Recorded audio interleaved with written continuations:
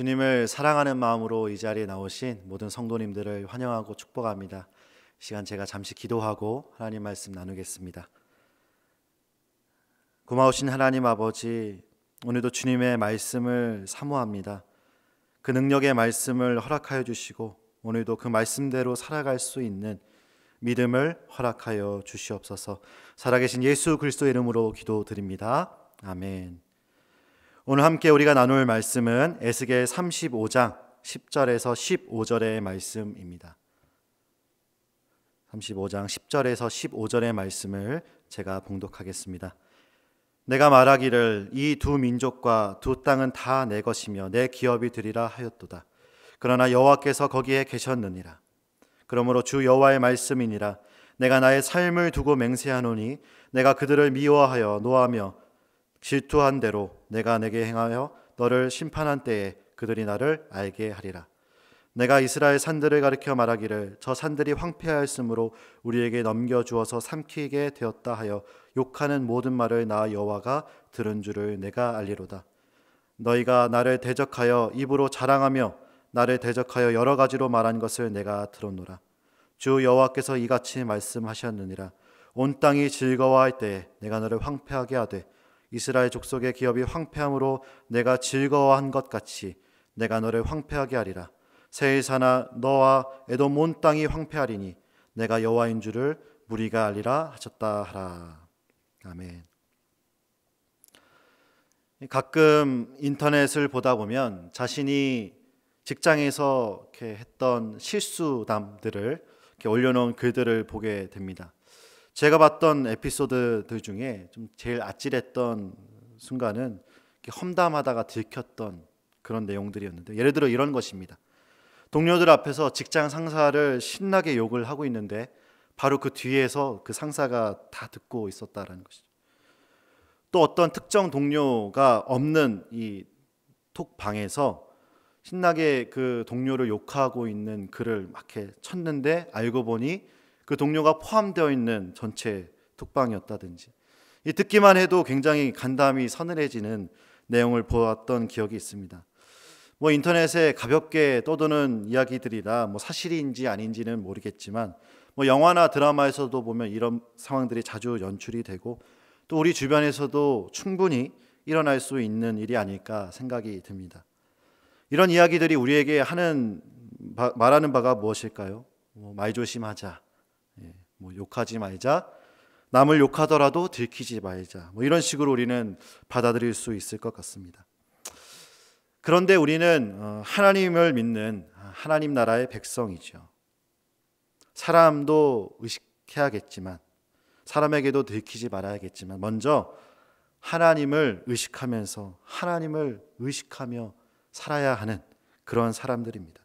그렇기 때문에 단순히 내가 무슨 말을 했는지, 그래서 그것을 사람들에게 들켰느냐 안 들켰느냐 그게 중요한 게 아니라 내가 입 밖으로 내뱉은 모든 말들을 하나님은 다 듣고 계시다라는 그 사실을 우리는 기억해야 된다라는 것이죠.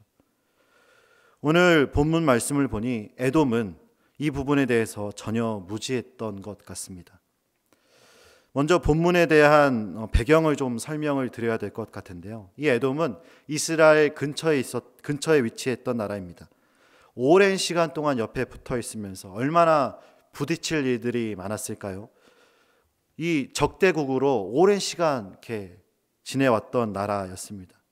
그런데 바벨론이라는 이 큰 국가가 이스라엘을 침략하게 되고 이 바벨론에 의해 이스라엘이 황폐해져 있을 때에 에돔은 이때가 기회다 싶어서 바벨론을 도와서 이스라엘을 더욱 공격하게 됩니다.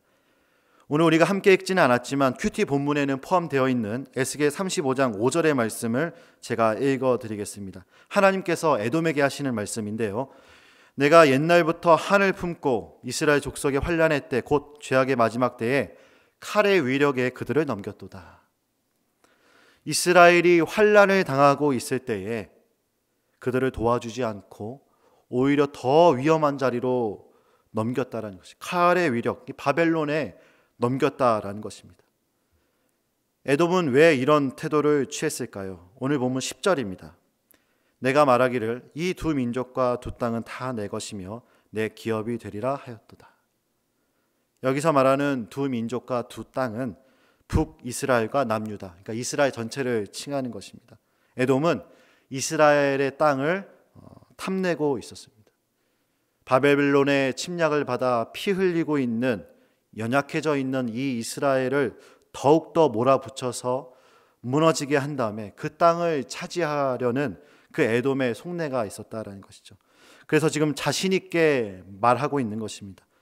이제 그 민족과 그 땅들은 다 내 거다, 우리의 것이다 라고 지금 선포를 하고 있는 것이죠. 오랜 기간 사이도 좋지 않았고 적대국으로서는 어찌 보면 당연해 보이는 그런 태도가 아닐까 싶습니다. 그런데 에돔이 놓치고 있던 것이 있었죠. 10절에 다시 한번 보겠습니다. 내가 말하기를 이 두 민족과 두 땅은 다 내 것이며 내 기업이 되리라 하였도다. 그러나 여호와께서 거기에 계셨느니라.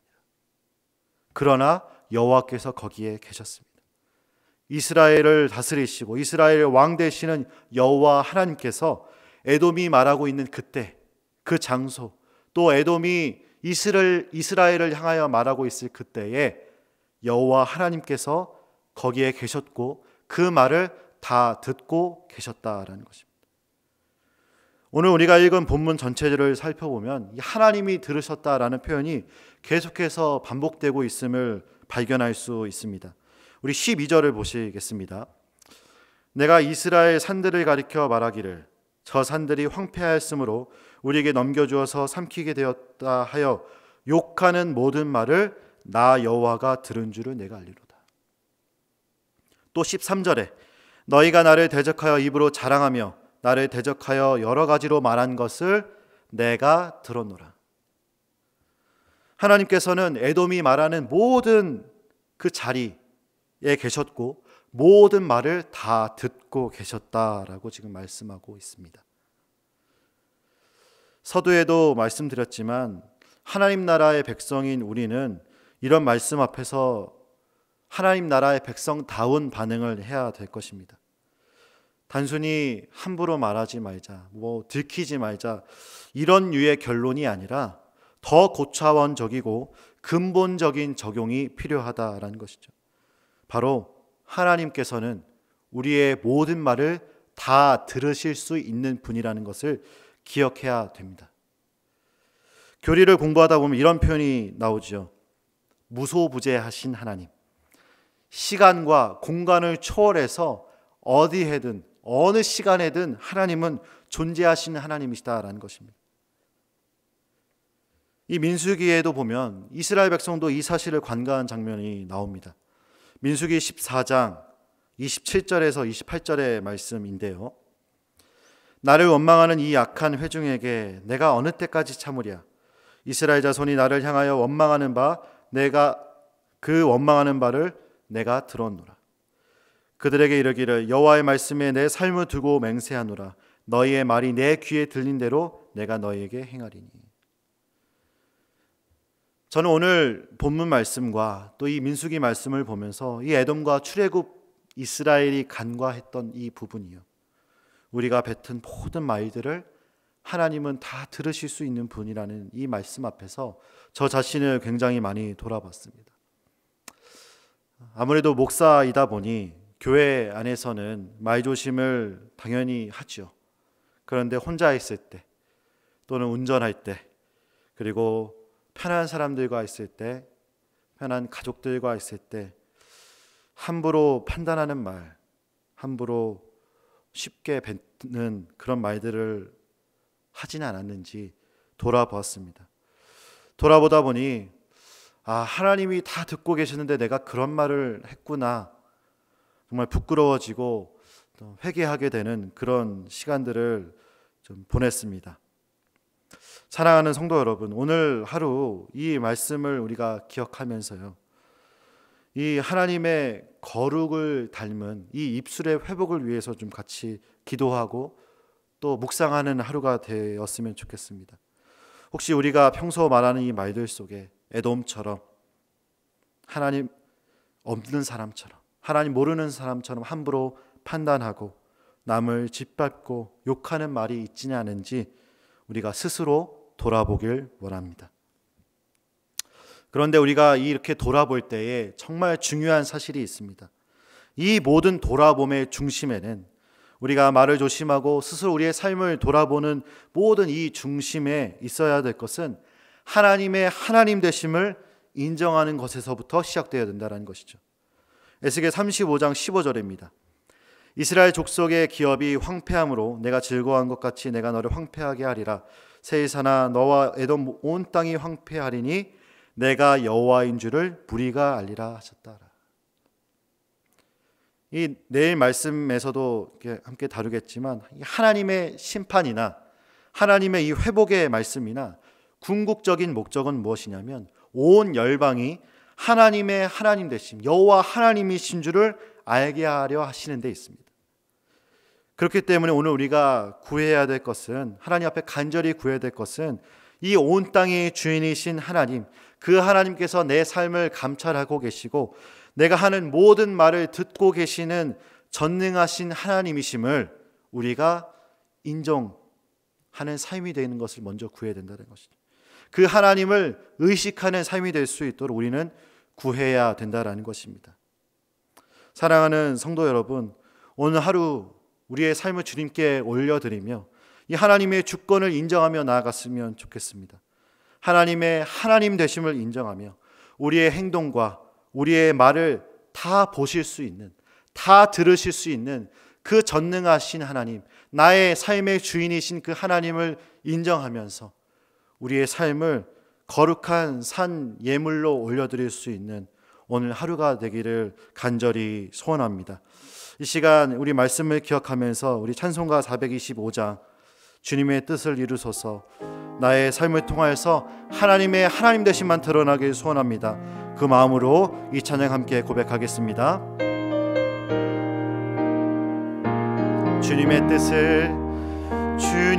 뜻을 이루소서, 고요한 중에 기다리니 진흙과 같은 날 믿으사 주님의 형상 만드소서. 주님의 뜻을 이루소서. 주님 발 앞에 엎드리니 나의 맘속을 살피시사 눈보다 이해하옵소서. 주님의 뜻을 이루소서. 병들어 몸이 피곤할 때 권능의 손을 내게 펴사 강건케 하여 주옵소서. 주님의 뜻을 이루소서. 온전히 나를 주장하사 주님과 함께 동행함을 만민이 알게 하옵소서. 아멘. 이제 우리 말씀을 생각하며 기도했으면 좋겠습니다. 하나님이 언제나 듣고 계시고 우리를 감찰하고 있다는 사실을 기억하면서 하나님을 경외하는 마음으로 우리의 삶을 올려드리는 오늘 하루가 될 수 있도록 이 시간 기도해 주시고요. 삶의 모든 순간에서도 우리가 여호와의 하나님을 나의 하나님으로 인정하며 나의 주인이신 그 하나님을 의식하는 삶이 될 수 있도록 하나님 우리를 인도하여 주시옵소서. 또 투표로 인해 새롭게 뽑힌 지도자들이 있습니다. 하나님을 두려워하는, 하나님을 의식하는 자들이 되게 하여 주시고 이 땅이 하나님의 하나님 되심을 드러내는 그런 나라가 되게 하여 주시옵소서. 이 시간 우리 함께 합심하여 기도하겠습니다.